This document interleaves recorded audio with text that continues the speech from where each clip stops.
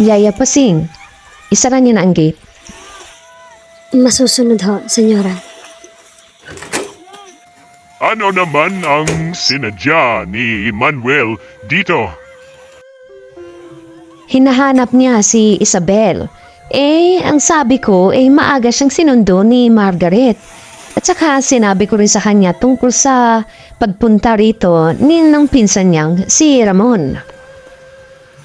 Wala bang nabanggit si Isabel sa'yo? Ha, Luis?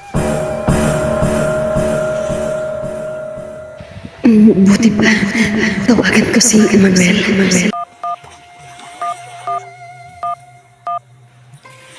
Manuel, sagutin mo ang telepono.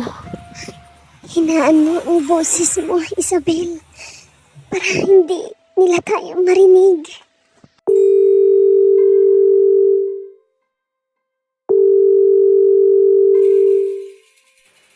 Hello, Carlos. Si Ramon.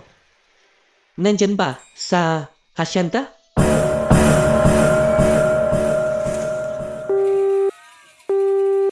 Naku, Manuel. Bakit ang busy ang phone mo? Tama na yan, Isabel. Baka busy lang sila sa hacienda. O baka Hindi ako titigil, Margaret. Baka kung anong mangyari sa atin dito.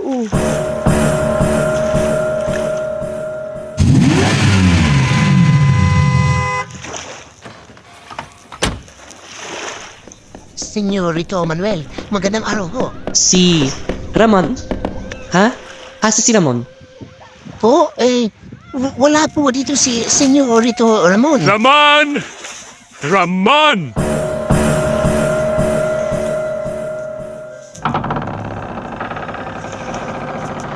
Alukugin ninyo ang bodega na yan.